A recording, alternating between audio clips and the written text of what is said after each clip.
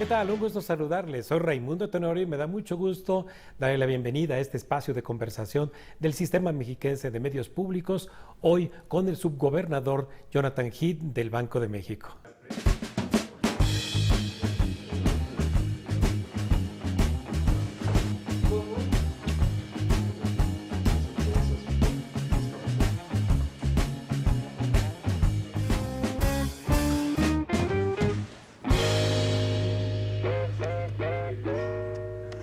Bienvenido y muy buenas tardes, Jonathan.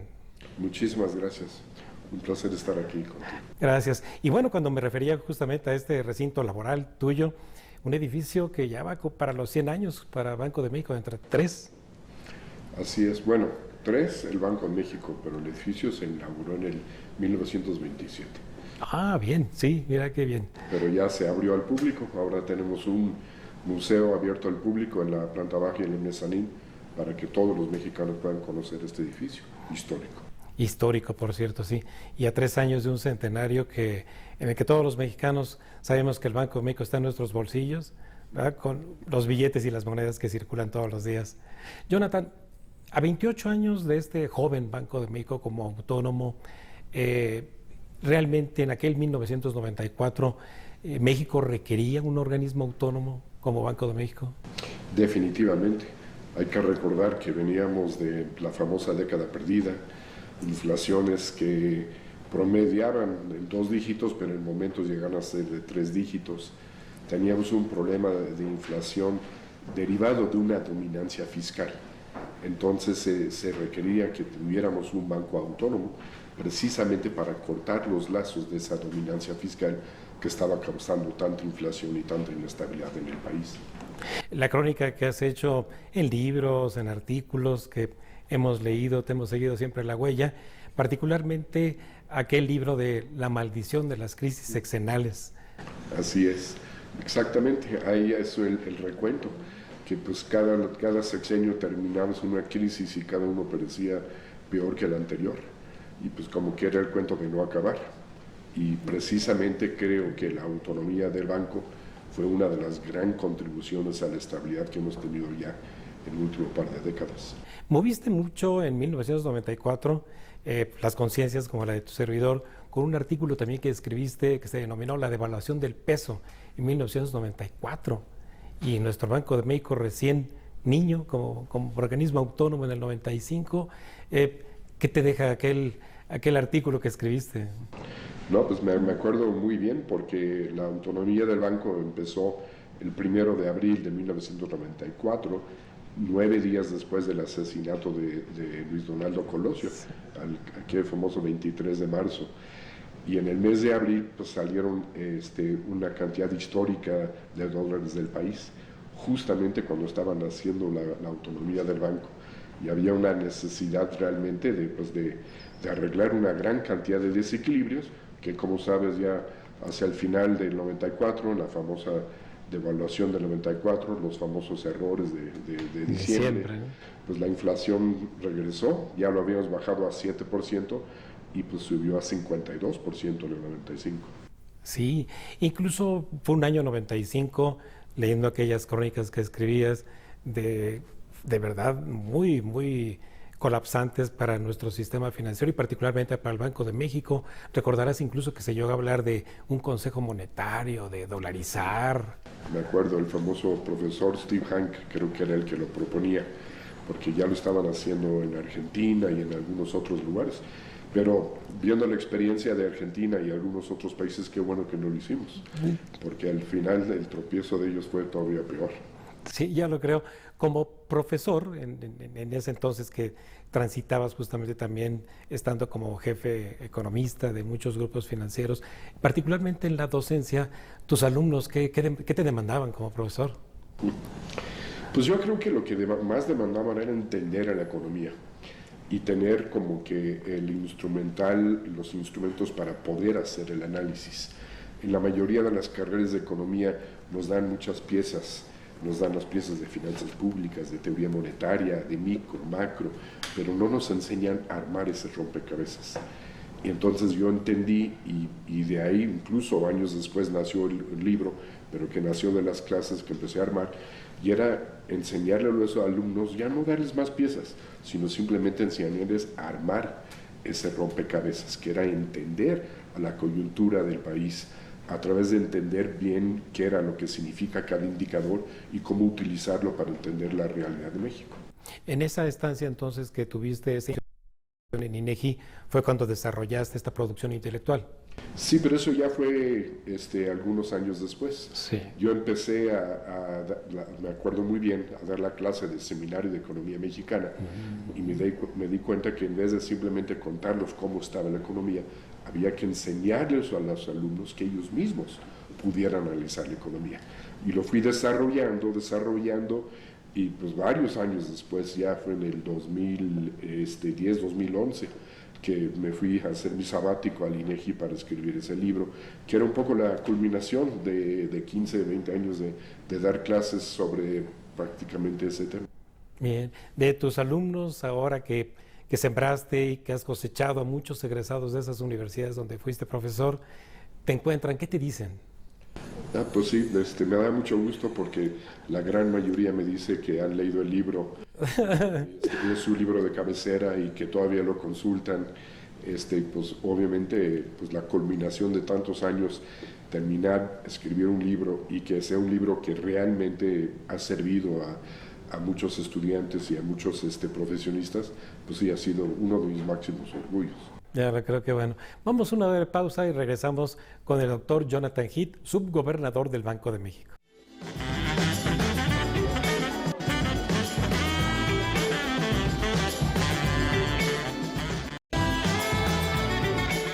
Continuamos en esta conversación con el doctor Jonathan Heath, subgobernador del Banco de México. Jonathan, en esta trayectoria de producción también como investigador, desde luego que el observar a la economía mexicana y transmitirle evidentemente a los lectores el acontecer, en algún momento Jonathan Heath vio limitada su libertad de expresión. Pues fíjate que no, realmente no. En un par de ocasiones nada más. Ahí justamente después de la devaluación del 94, trabajaba en una empresa de macroasesoría económica que habíamos hecho independiente precisamente para poder decir lo que se tenía que decir en su momento. Y me acuerdo que sí, hablé de la devaluación y del error que había sido, que iba a quedar corto el famoso auspice, el acuerdo de unidad para superar la emergencia económica. Y escribí un artículo que hizo enojar mucho al secretario de Hacienda, que pidió que me despidieran de esta empresa disque independiente.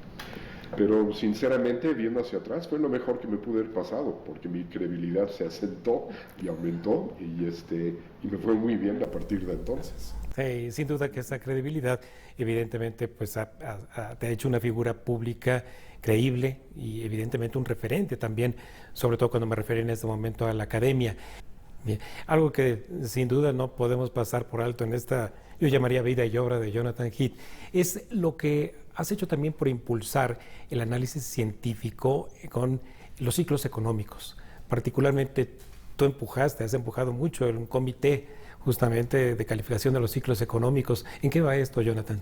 Pues ya terminamos de ponerle fecha a todos los ciclos, y justamente en lo que estamos ahorita es redactando el comunicado de prensa, que ya que lo aprobamos todos, yo creo que lo vamos a dar a conocer. Yo me imagino es cuestión de días o a lo mucho 1 o 2 semanas antes que se dé a conocer, ya con las fechas de cada recesión y cada expansión desde 1980 a la fecha. Ya lo creo, incluso yo quiero decirte que quizás haciendo paráfrasis de algunos de los artículos que he leído tuyos acerca de ciclos económicos, entiendo que la economía como un cuerpo social, en donde sus signos vitales es estar observando justamente todos estos cambios que ocurren en un cuerpo social. La economía como cuerpo social a los ciudadanos, ¿dónde les duele más en términos de esa composición de dolores de la ciudadanía? Eso es difícil decir porque ahora sí que cada hogar tiene diferentes restricciones, tiene diferentes intereses. A algunos les pega muchísimo más la inflación. Yo diría que especialmente las familias de ingresos bajos donde utilizan una mayor parte de sus ingresos en comer, los precios de la comida en general es lo que más ha subido, pues es donde más les duele. A otros les duele pues el desempleo, el perder su fuente de trabajo, pues ya es irrelevante si pierden poder adquisitivo porque lo perdieron todo, porque no tienen ingreso. Hay otros que pues, buscan hacer un negocio y de repente pueden perder ese negocio, y precisamente por eso analizamos los ciclos económicos y tratamos de prevenir dónde estamos, porque para las familias, para las empresas, para el gobierno, es muy importante saber si estamos entrando en una recesión o si estuvimos en una recesión pero ya vamos saliendo, precisamente porque las decisiones que tienen que hacer las familias, las empresas, el gobierno, deben de diferir en el momento en donde estamos dentro del ciclo económico. Particularmente justo de esto que mencionas, de que mediáticamente escuchan las familias que nos están viendo y escuchando acerca de estos términos de recesión, y que si actualmente con este fenómeno que enfrentamos de la inflación podría haber un frenón que nos lleva a una recesión, ¿cómo le transmitirías a las familias que no se desanimen, que esto va bien? Pues en estos momentos que son difíciles y justamente tomando en cuenta las condiciones cíclicas de la economía, las familias en general tienen que estar más alertas, tienen que estar más abusados. No es el momento de salir y comprar una gran cantidad de bienes duraderos, más bien ahorita es el momento de ahorrar, ahorita es el momento de prevenir, ahorita es el momento de proteger el empleo y tratar de no quedar en una situación precaria que con tanta inflación y con la posibilidad de que volvemos a entrar en una recesión, uno puede perder el empleo o puede seguir perdiendo poder adquisitivo y que no le alcanza cada vez más y más. Sí, es sin duda que esta generación obviamente nos ha llevado a un aceleramiento de lo que denominamos la economía digital, y el ciudadano confía hoy en la economía digital fundamentalmente en el depósito de su sueldo, en un pago a distancia, en el famoso soporte del SPEI del Banco de México. ¿Qué otros saltos digitales va a dar el Banco de México? Pues ahorita ya salió, aunque todavía no se ha dado a conocer lo suficiente, pero ya tenemos el CODI, que es el código digital, que es una variante del SPEI, pero ya para más bien transacciones más pequeñas. Con el teléfono uno puede llegar a una tienda, enseñar el teléfono así y ya uno ya pagó y la tienda ya recibió su dinero. Y esto yo creo que va a ser cada vez más y más común.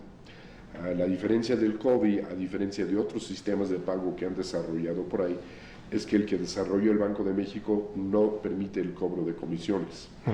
Y una buena noticia. Irónicamente, por eso no ha pegado tanto, porque los bancos quieren cobrar una comisión cada vez que hacen algo, las tiendas quieren cobrar una comisión, todo el mundo quiere cobrar comisión, pero como este es un sistema gratis, todavía no ha permeado, pero yo creo que poco a poco va a ir permeando más y más, y vamos a ver el uso digital en nuestras transacciones cada vez mucho más y más generalizado, y eventualmente el efectivo, yo creo que va a tardar un buen rato, quizás cuestión de una generación más, pero cada vez va a ser menos y menos los billetes físicos que utilizamos, y cada vez vamos a ver más y más transacciones digitales. Ahorita pues yo creo que como el 60% de la gente prácticamente no utiliza servicios financieros, y eso pues nos limita bastante en poder hacer mucho más eficiente la digitalización y todo este tipo de transacciones en la economía. Ya lo creo, y seguramente quienes nos están escuchando pues podrán hacer más conciencia justamente de educarnos más en los medios digitales para que la inclusión financiera sea más acelerada. Exactamente, y la ventaja del CODI es que uno no tiene que abrir una cuenta bancaria. Uno puede simplemente llevar a cabo y hacer transacciones de cuentas, y esas cuentas se van a ir, si uno no tiene una cuenta en algún banco, pues estará en el Banco de México. Sí. Pero ahí estará, ahora sí que en las nubes, ¿no? Como dicen. En las nubes, sí. De la tecnología. Exactamente. Sí, muy bien. Bueno, vamos a una última pausa y regresamos con el doctor Jonathan Heath, subgobernador del Banco de México.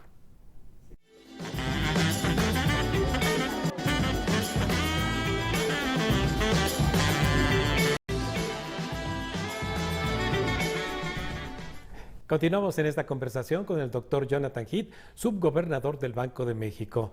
Jonathan, y y no quiero pecar de indiscreto, ¿a qué dedicas tu tiempo libre? Porque escribes, investigas, publicas. Este, pues me gusta mucho jugar tenis los fines de semana con mis amigos. Me apasiona el tema del vino. De repente me gusta ir a visitar algunos viñedos. Siempre he sido apasionado de la coctelería.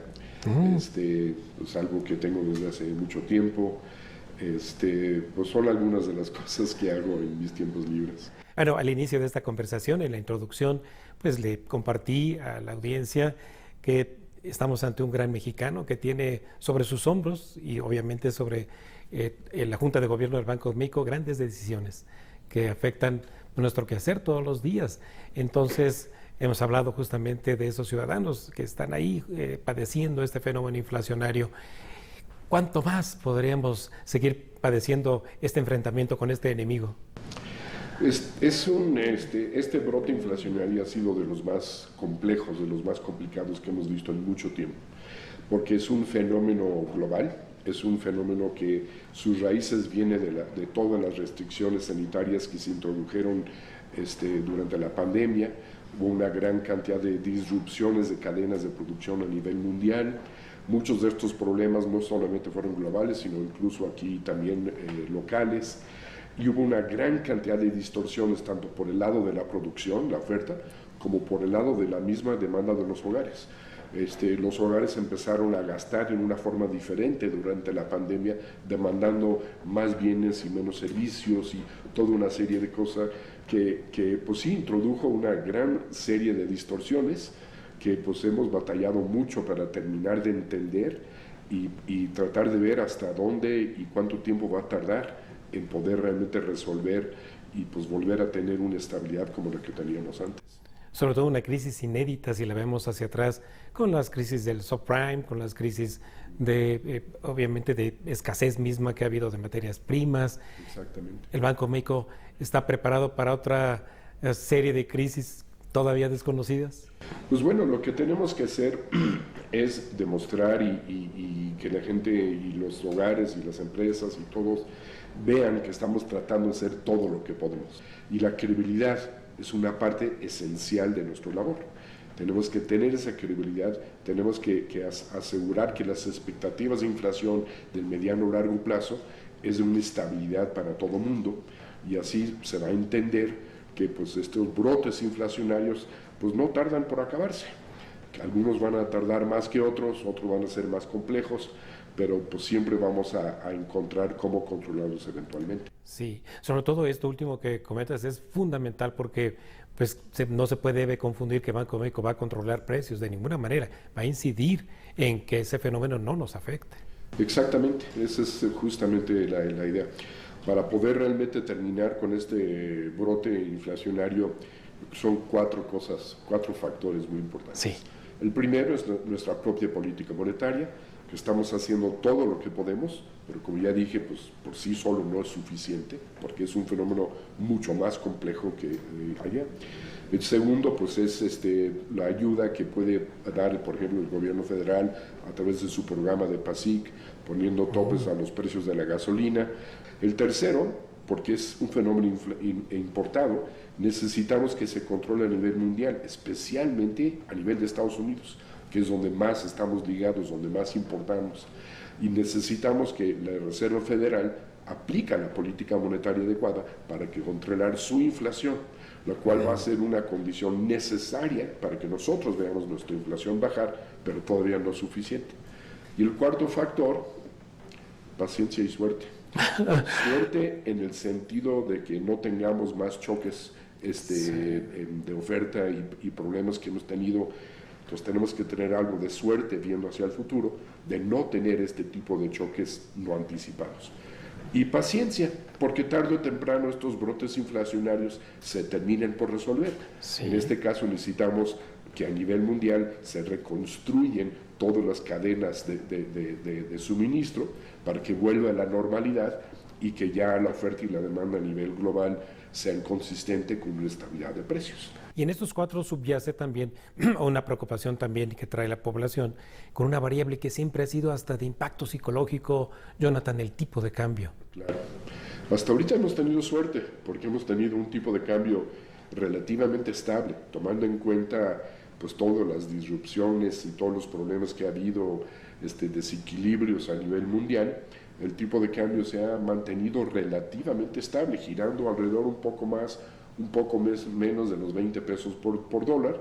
El peso mexicano se está intercambiando por alguna otra divisa en cualquier parte del mundo, 24 horas al día, 7 días a la semana. Aquí podemos estar dormidos, en algún lado se está intercambiando pesos. Entonces el hecho de que el peso tiene un mercado muy profundo, muy amplio, también ayuda. Y ayudan que se hacen transacciones que nosotros no vemos y que ni siquiera se registran en nuestra balanza de pagos. Y también cómo inciden entonces las reservas internacionales, Jonathan, a esta estabilidad. Las reservas internacionales es una reserva. Realmente no se ven afectados, ni aumentan ni suben por estas transacciones. El Banco de México no acumula ni vende sus reservas para el 99% de las transacciones. Las únicas donde el Banco de México sí puede acumular reservas son en 2 instancias: que el gobierno federal contrate una deuda externa, y el otro es a través de las exportaciones de petróleo, porque Pemex está obligado también a vender sus excesos de dólares al banco. Oh, bien. Finalmente, Jonathan, ¿qué más va a hacer Jonathan en su producción intelectual en los próximos años? Pues no sé, ahorita acabo de terminar una obra de 3 volúmenes que se llama Lecturas, en lo que indican los indicadores, sí, que es un complemento al libro original que escribí hace ya 10 años. Apenas lo acabo de terminar. Ahorita voy a respirar tantito. Sí. Ya veré qué más. Si no haría falta otro sabático. Exacto. Esa es la cosa. Me encantaría sacar una segunda edición de ese libro. Ah, bien. Pero para poder hacerlo necesitaría hacer un sabático. Y no lo voy a hacer ahorita. No en lo que termine mi periodo aquí en el banco. Sí, sí. Pues me parece, Jonathan, que ha sido extraordinaria tu capacidad de síntesis, sobre todo para poder transmitir en pocas palabras y con un lenguaje además muy afable el entender el papel protagónico de una institución como el Banco de México. Sobre todo aprovechar esta ocasión para reconocer tu trayectoria académica de investigador, hoy justamente en la institución más importante de nuestro país. Pues muchísimas gracias. Jonathan, te lo agradezco muchísimo. Le agradezco muchísimo a nuestra audiencia estar con un gran mexicano como el doctor Jonathan Heath, subgobernador del Banco de México. Muchas gracias, Jonathan. No, pues muchas gracias a ti y gracias por la invitación y la oportunidad de platicar. Gracias, Jonathan.